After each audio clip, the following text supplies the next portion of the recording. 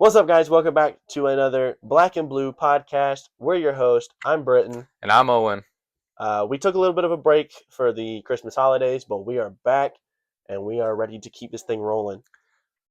I'll start off. I'm so excited to bring this episode to you. This is our first time ever filming after victory, Woo-hoo! Which sounds kind of crazy to say, but oh my gosh, was Victory Monday nice. It was. It felt nice. Oh, and an overtime win on top of that, and we were there. Oh, come on. You can't ask for anything more. Yeah. So today we got a couple things we're going to talk about. Of course, we're going to talk about a lot of different highlights that happened in the game, just the overall Panther win in Charlotte in OT. So it's kind of nice to see. Chubba had himself a day. We're going to talk a little bit more about that, along with Bryce having himself a day. We're also going to talk about, is our defense actually good? When it matters. We'll get more onto that, though. And then a culture change here in Charlotte. We're going to get into that as well. Mm-hmm. So first things first, let's talk about the overall win. Like, it was just so fun to see Bryce ball, especially in person. We went to the game.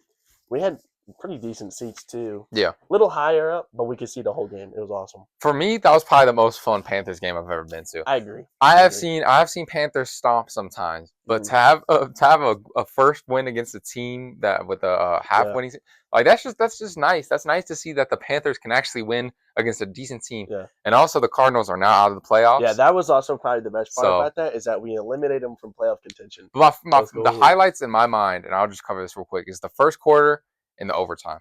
The first quarter was really nice because it was nice to see him get stomped. Was it 17-3 or something? Yeah. By the end of the first, not end, but it was like 5 minutes left in the second quarter. It was 17-3. 17-3, and that was nice. And we kind of gave them a lead, but we're not going to talk about that. Yeah, we kind of let them crawl themselves back in. It was almost because a lot of the Panther wins or losses in the past couple of weeks were, here you go. You super want the close. Game? You want the game? We yeah, got you. super Here's close. The game. So the Panthers almost kind of gave them the win. Hey, cardiac cats for a reason. Yeah, cardiac cats for a cat. So no, that was an electric game. I hope you guys all watched it. If you did not, definitely go check out the highlights. NFL highlights on YouTube. Yeah, that just sums up the whole game. Yeah. So now we're gonna move in to. Well, I want to talk a little bit more. I loved my favorite pass was when Bryce made it to David Moore. I don't know. It might have been like third quarter, but the Bryce to Moore touchdown over the shoulder right here in the bread basket. Oh my gosh. 3 steps. Yeah. I was going nuts in the stands. That was what you were going nuts for? Yes. We should start doing this. We start doing the one play of the game. Like one play of the game. I'm not gonna lie, I'm not trying to be that guy. That Chubba Hubbard when he ran it in. OT touchdown? Yes, bro. Because last time he cost us the game, but this time he was like, nah, screw all that. His mistakes. Yeah, screw all that. I'm getting it. And he does that celebration where he takes a really long strides and he runs it in. And we were sitting right there. The Chubba strut, bro. Yeah, we saw all that, and I was just like, he's nuts. Especially, dang, I don't know. That's just crazy to me. That's crazy. I'm still happy right here. My little Panthers heart is happy. Yeah, things are looking up for Panthers Nation for just sports in general in Charlotte. Oh, not the Hornets. We're not going to talk about that. At least for Panther football, it's looking up. Yeah. So amazing game. Chubba had himself a day. 152 on the ground and 2 tuds.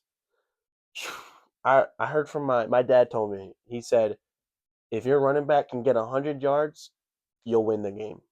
And he had 152 of them with a pair of tuds. So that was probably the best Chubba Hubbard game I've seen. In a minute. I think he definitely was like, he came in and was just, I need to make up for everything I've done in the past, and just ran the rock, and he ran it heavy. Last time we saw Chubba pop off was against the Giants. I think so. Which was a good game. That was a good game, but also at the same time, as we know, the Giants have like 2 wins. I think in the past couple weeks, Chubba's been a little dormant, so it's kind of nice to see him just pop off a little bit. Yeah. No, Chubba and Bryce are going to be freaking monsters on the field, bro. Yes, man. Oh my gosh. I think so. So since we just mentioned him and the 150 yards on the ground and 2 touchdowns, sorry. I think we should jump into Bryce.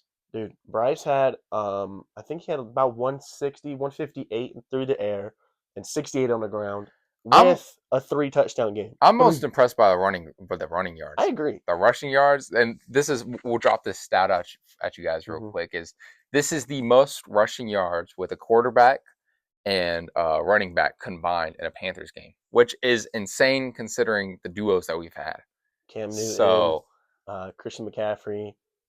Was it Cam Newton played with Jonathan Stewart? yep. So that is definitely like that's it's franchise history. I think it is. We It saw was franchise awesome to history happen see. right there. And we had, I mean, even last year when we played the Lions, or it was 2 years ago when we played the Lions. I was there for that, When the Lions were, they were all but that right. was like a first half though. Yeah, but they ran. It's It like was 300 Chuba yards. Hubbard and Deontay Foreman ran for 300 yards. Yeah, well, the Lions can't handle that cold, baby. They're in Detroit. They have a Yeah, dome. they're in a dome. anyways, sorry about that. Yeah, no. Bryce, really solid game for Bryce. I definitely have rushing wise. This is probably his best game. I agree. That was probably his best. That was probably his most like I'm in it to win it, baby. Yeah. I think in just the ability to extend the plays, like he saw a lot of pressure in his face today or on Sunday. Like the one big hit that he Mm-hmm. took and he still completed the pass. Yeah. It just shows that he might be tiny, he might be a little bit smaller guy than the average quarterback, but he's able to make these high level throws. He's got a guy, I don't even know, like at least 250, almost 300 pound defensive lineman destroying him in the face. Just he's right there. He's just hitting him, and he was still able to get the ball out and get a first down. So he's Mm-hmm. able to make these big level plays and Yeah. show that he can play pro football. Hey, it was Even at number his one size. pick for a reason, bro. Exactly. It was the number one pick for a reason, and the past like 5 games have been a reminder of that. I agree. Even though like a lot of the games have been super close, I think that just him improving each week, him proving that he can play at this level. Yeah. It's nice to see for our future at least. Yeah, I mean the Panthers already are making the playoffs, so it's nice to see some improvements. Exactly. It gives fans hopes for next year. I think so. And I'm not going to try to branch off too much, but on NFL on Fox, the Panthers are ranked 21. We'll take it. And that is a huge celebration. Let's go! That's the highest we've been all year. That's the highest we've been in like 2 years. Well, yeah, but still, I think at least for this year, I think that's the highest we've been on the list. Yeah, it is. Because I think the highest we were was 22. Yeah, I think after the Raiders game, they were 22. Yeah, I think one big thing though coming up this week is the Bucks and Bucky Irving. Last time we played, Bucky Irving had 150 himself, and I think a touchdown. Yeah. So I think going into next week, I think you got a plan to stop the run. They did okay with James Conner, but he went out with a knee injury late third quarter, which kind of diminishes the Cardinals' chances. But still, I think he had like 117 and a tud on 15 carries. So. Yeah, you want to jump into the defense? I think so. So let's jump onto the defensive side of the ball. Some good playmakers out there on Sunday. Were definitely Ashawn Robinson getting. I think he had at least a sack, if not two. I think he only had one. J.C. Horn stopping almost every deep throw that could have given the Cardinals a lead. I agree. He definitely had some clutch third down stops. Especially Mike Jackson too. When the Cardinals were on their own end zone territory, and Mike Jackson was covering Marvin Harrison on the left side of the field. Yeah. It'd be on the bottom of the screen, but it was the two of the same plays. It was like a comeback route by Marvin Harrison, and Mike Jackson was able to just bat the ball away twice on the same. They threw the ball at the same time twice, same route, same person, same outcome. Yeah. So it's nice to see that the secondary did really well. I think he was able to pass the ball a lot, but that's only because of screen passes. Their screen passes went very long. Like James Conner had 4 receptions for 40 yards, and that led their team. So when you have your running back leading the team in receptions, it's a little whack. Panthers interception. Finally. An interception. Interception. Kyler Murray running, I think it was it third? I think they're like 3rd and 5, I think. I think it was 3rd and long. 3rd and long. Anyways, Kyler Murr's running. He's about to run out of bounds, but he slings it right before he does. Mm-hmm. And it didn't even seem like it was near any other Cardinals players. Dude, it was just an open interception, and he just leaps up and runs it. He was trying to feed it more downfield, but he just didn't have the arm power on him. And he wasn't able to plant his feet. He's throwing on the run under pressure. But it was nice. It was nice to see the defense pop out like that. They stepped up when they needed it. They stepped up in overtime for sure. For sure. With those. They were able to get 1 stop, and they got us the ball back. We had the ball first in overtime. We go 3-and-out and a punt. And defense, I think, was that in OT when that pick happened? Or was it in the fourth quarter? It was in like the last 3 minutes, fourth quarter. Okay. But still, secondary looked good. I think our main problem right now, rush defense and defensive line. We know we're missing Derek Brown, and you can see. Yeah, if you watch that game and think we need anything other than D line, I don't know what's wrong with you. Maybe linebackers, and then maybe some safety help. O line's good. Mm-hmm. O line is good this year. Josie Jewell has been awesome this year. The Outlaw, he's been really killing it this year. And then Jason Horn has played some of the best ball I think he's played in his whole career. Yeah, I wish he's healthy. Yeah. I'm trying to remember that stat that I saw the other day. It was a stat involving that he has. I think it's top 5 not passes allowed. Yeah, I think it's like 50 he has like percent. he has like he can stop half the throws. So I'm like, dang, that's kind of hype. Awesome to see, especially from our defense, which has struggled all year long. Yeah, I like him. I hope we re-sign him. I've always liked him. He's probably my favorite defensive player right now. I think Canales said in an interview earlier in the year that he definitely wants to keep Chubba and J.C. Horn long term. Yeah. So if you need to go get a jersey, then go get them. Yeah, go cop a. As soon as he gets signed, go cop a J.C. Horn jersey. Yeah, I got this Xavier Leggett one. I hope we don't trade him. I doubt it. Nah, I doubt That's another thing. XL wasn't even in the game, and we were able to secure victory. Now again, I know everybody's like, stop with the rookie talk. If he's in the NFL, he should play. You got to give him a break. We saw this from Bryce, too, when everybody just pushed him into a bad situation. Oh, you're talking about him dropping balls and being a rookie? Oh, yeah, bro, he's a rookie. Why are you getting upset over a rookie, bro? Like, you're expecting a rookie to go out and make vet-like plays. Yeah. Diving catch to win the game. I get it's a lot of pressure. He should have came down with that ball. But, I mean, he's a rookie. You can't expect him to do everything. But I do think, definitely, I think we said this in a prior video, get hands on a jug machine. Because Chubba, I've seen have you watched the JJ Jansen Cart Talks? I have not. Dude, those are fun. Go check those out, Panthers YouTube.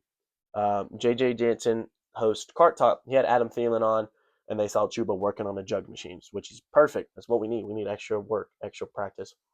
I think he is going to get hand surgery, though, in the offseason. Yeah, he talked about that. So I don't know how that process works. I'm not even going to start talking about that. I literally don't know anything.